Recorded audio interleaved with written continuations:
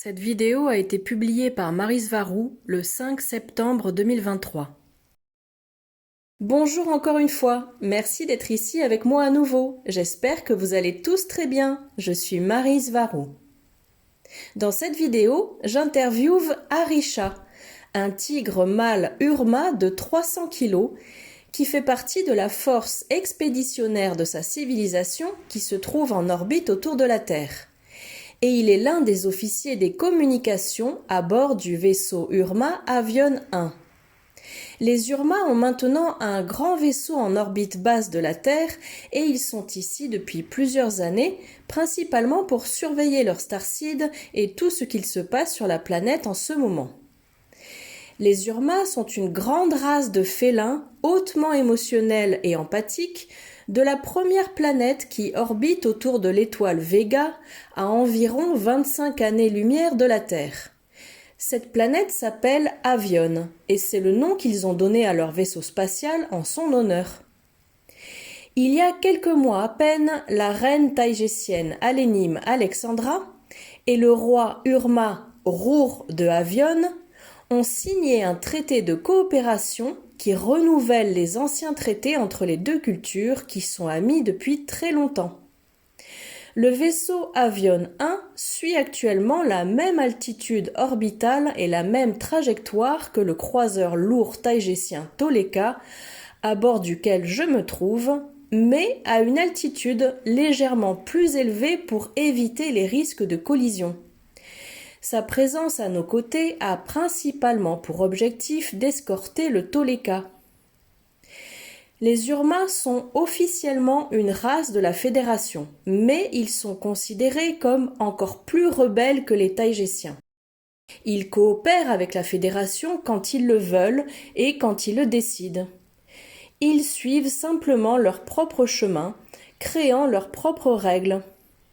Et bien que la Fédération leur ait donné de nombreux avertissements, ils ne prennent même pas la peine d'y répondre. Les Urma ont leur propre fédération interstellaire, dont le nom peut être traduit par Fédération unie des félins ou Fédération unie des chats. Et elle est si puissante que la Fédération galactique elle-même les considère comme un problème, en raison de leur tendance constante à la désobéissance. Cependant, elle n'ose jamais les défier.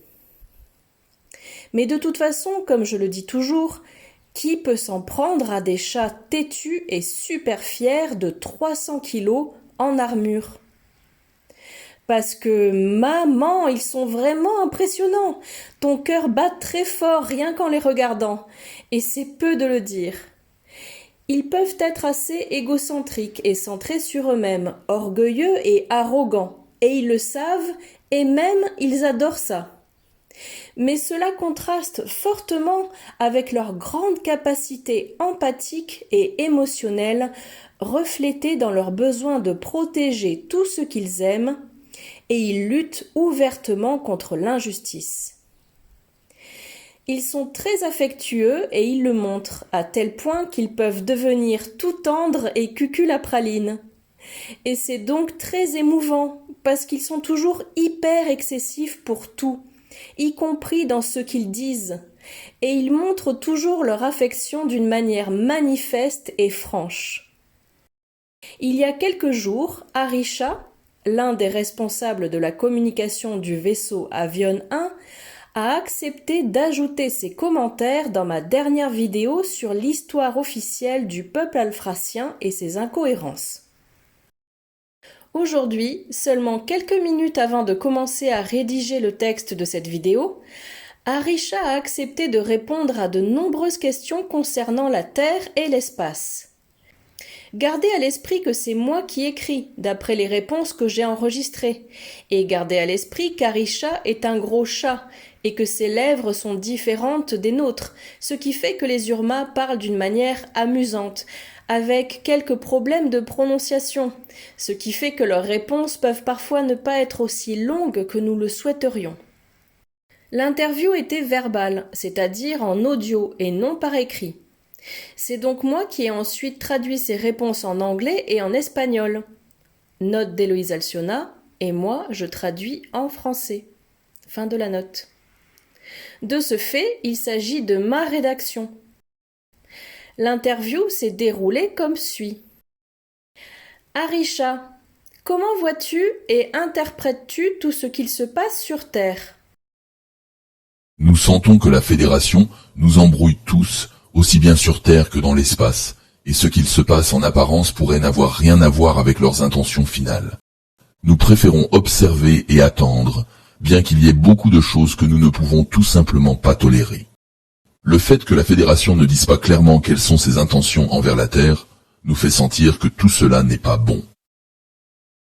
Que penses-tu qu'il se soit réellement passé concernant l'histoire du peuple alphracien d'Alpha Centauri?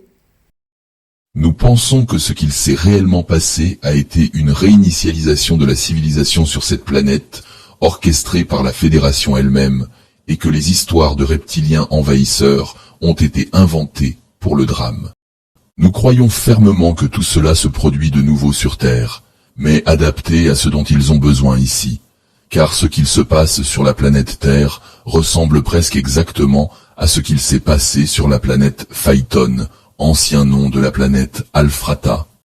Nous pensons que ce qu'il s'est réellement passé sur la planète Alphrata est un simple changement de plan et d'intention de la Fédération elle-même envers cette planète, et que l'esclavage qui y a eu lieu dans le passé leur a simplement servi d'excuse pour effectuer un changement de paradigme. Même si nous acceptons totalement le fait qu'une exploitation et une souffrance du peuple alphracien a pu se produire là-bas. Mais nous pensons que tout a été contrôlé par la Fédération, voire que cela a été causé par elle, ou par le peuple alphracien lui-même, dans le cadre de son évolution d'âme et d'esprit, comme c'est en train de se passer sur Terre en ce moment même. Quelle est votre interaction et votre relation avec la Fédération galactique? Nous nous montrons diplomates entre nous, bien que nous sachions qu'ils ne nous aiment pas beaucoup, car nous sommes enclins à la désobéissance. Mais nous n'avons pas l'intention de suivre des règles et des ordres dont ils n'expliquent pas complètement les raisons d'être. Si ces règles et ces normes ne sont pas logiques, nous ne les suivons pas, et nous nous fichons de ce que dit la Fédération ou des punitions qu'elle essaye de nous imposer. Ils ne peuvent pas nous atteindre, ils ne peuvent pas nous manipuler, et cela ne nous importe tout simplement pas. La raison pour laquelle nous suivons encore certaines règles est simplement que nous voulons coexister de manière coopérative et pacifique avec la plupart des civilisations avancées qui font partie de la Fédération galactique. Mais nous ne tolérerons pas que la Fédération nous manipule, nous gère ou nous ordonne quoi faire. Nous pouvons suivre certaines règles simplement parce que nous convenons qu'elles sont logiques, mais certainement pas les règles illogiques, surtout parce que nous voyons que notre éthique est supérieure à celle de la Fédération. Nous sommes directs et transparents. Ce que nous disons reflète ce que nous pensons et qui nous sommes. Et nous n'avons pas besoin de manipuler qui que ce soit en utilisant des mensonges, des agendas obscurs et autres, comme la Fédération est tant disposée à le faire. Personne n'a à nous dire ce que nous devons faire. Quelle est ta position envers la Fédération en ce qui concerne la Terre? Nous n'aimons pas la façon dont la Fédération gère les problèmes de la Terre, même si nous comprenons son besoin de protéger ce que les gens de la Terre veulent y manifester, en tant qu'expérience à vivre. Mais nous sommes totalement en désaccord avec la façon dont la Fédération protège les manifestations négatives des humains. Parce que nous pouvons voir à quel point ces désirs humains que la Fédération protège tant sont manipulés par cette dernière depuis en haut. Donc le problème c'est qu'on en revient toujours à la même chose, que la Fédération manipule tout. Aimerais-tu laisser, à travers moi et ma chaîne YouTube, une déclaration officielle à la Fédération de ta position ou de ta pensée, ou un message? Un message à la Fédération n'est pas nécessaire car nous ne voulons pas vous impliquer, vous les Taïgésiens, dans nos problèmes et dans notre relation pesante avec la Fédération. Cependant, nous pourrons très bientôt envisager de faire passer un message au peuple de la Terre, accompagné d'un message implicite à la Fédération, qui l'écoutera sûrement aussi. Je ne l'exclus pas. Selon toi, qu'est-ce qu'il se passe réellement et pourquoi? En regardant toute la situation depuis le début, que ce soit depuis Tiamat, ou même depuis plus en arrière dans le temps, depuis la grande expansion lyrienne.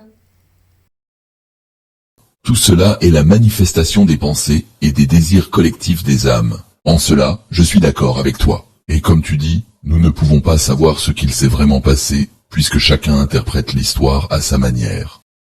Mais je préfère croire fermement en notre histoire Urma, pas seulement parce que je suis l'un d'entre eux, mais aussi parce que connaissant notre peuple, nous n'avons pas besoin de fabriquer des histoires fausses, de mentir pour justifier nos actions, ni de manipuler quelqu'un pour qu'il croie ce que nous voulons.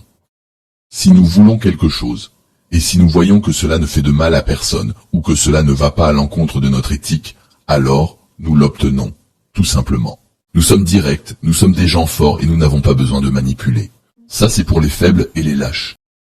Nous pensons que la grande expansion lyrienne n'a jamais eu lieu comme c'est décrit. Il y a peut-être eu une grande expansion des humains de l'espace de Lyra, peut-être comme un événement d'immigration massive, mais l'origine des humains dans l'espace n'est certainement pas la planète Lyra. Les Lyriens ont existé dans toute cette galaxie depuis toujours. Et je sais que le concept de quelque chose qui existe depuis toujours, sans commencement ni fin, est difficile voire impossible à comprendre pour l'esprit humain moyen. Le fait d'être une race guerrière implique la croyance que tout se résout par la force et les armes. Est-ce que c'est le cas ? Est-ce que vous avez eu beaucoup de conflits avec d'autres races en dehors des Alpha Draco qui ont été résolus ? Nous sommes une race guerrière forte, nous savons que nous sommes classés comme race prédatrice supérieure, avec les alphas draconiens, ou dragons de l'espace, avec qui nous avons eu beaucoup de batailles dans notre passé, mais avec qui nous sommes maintenant en paix, et avec de bonnes relations diplomatiques, bien que nous ayons nos problèmes mutuels, bien sûr. Il arrive un moment où tu dois te défendre toi-même et défendre tout ce que tu aimes. Il n'y a pas de meilleure âme que celle qui connaît son éthique et qui la suit totalement avec honneur et congruence. Lorsque cela deviendra une question ou un choix entre ce que nous savons être juste et digne d'être protégé, et aller contre une force invasive immorale, nous n'hésiterons pas à utiliser notre épée.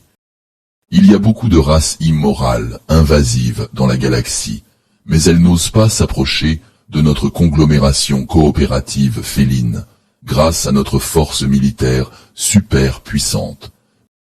Mais nous opérons toujours avec une éthique élevée, en protégeant les faibles, en respectant nos traités, et en général en étant très honorables. La Fédération Galactique aime à penser que ce sont eux qui ont réussi à éradiquer la présence des races régressives puissantes, au moins dans ce cadran galactique. Cependant, avec leur éthique douteuse, leur obscurité et leur méthode manipulatrice, ils n'auraient pas pu y parvenir tout seuls sans notre aide féline. Notre puissance militaire rivalise avec celle de la Fédération. C'est nous qui maintenons ces races régressives en dehors de ce cadran galactique, et c'est pour cela que nous avons des épées. Et c'est l'une des raisons les plus importantes pour lesquelles nous savons que l'histoire du peuple alphracien n'est qu'un mensonge et une manipulation de la Fédération. Un récit qui se répète aujourd'hui sur la Terre, selon lequel une force régressive serait sur le point d'envahir la Terre, c'est-à-dire l'agenda de fausse invasion alienne. Or si cela arrivait, nous le saurions et nous ne permettrions jamais qu'une telle chose se produise. Nous faisons tout diplomatiquement, nous n'utilisons la force que lorsque nous sommes acculés ou que nous n'avons pas le choix. Cependant, je suis conscient que, y compris du point de vue diplomatique, notre présence et notre puissance sont suffisantes pour persuader quiconque de respecter le mode Urma. L'entretien se poursuivra dans la deuxième partie. Remarquez comment une race si répandue et dominante, avec sa propre fédération féline, est ignorée partout dans la culture humaine, alors que celle-ci pourrait exploiter les Urma et leur puissant charisme, y compris pour le business, le cinéma, etc. Pourtant, ils sont à peine mentionnés par tous ces soi-disant experts en ovnis et leur mafia conçue pour contrôler le récit. Où sont les Urma sur Terre ? Je pose la question.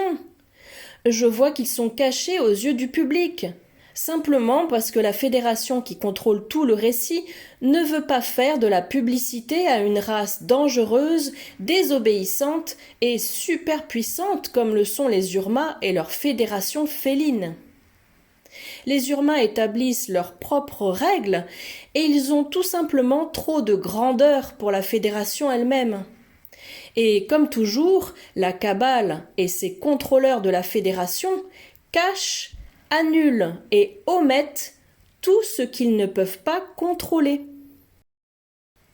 Merci d'avoir regardé ma vidéo, de la liker ou mettre un pouce et de vous abonner pour plus d'informations. J'apprécie beaucoup et j'espère vous revoir ici la prochaine fois. Avec beaucoup d'amour, votre amie Maryse Varou.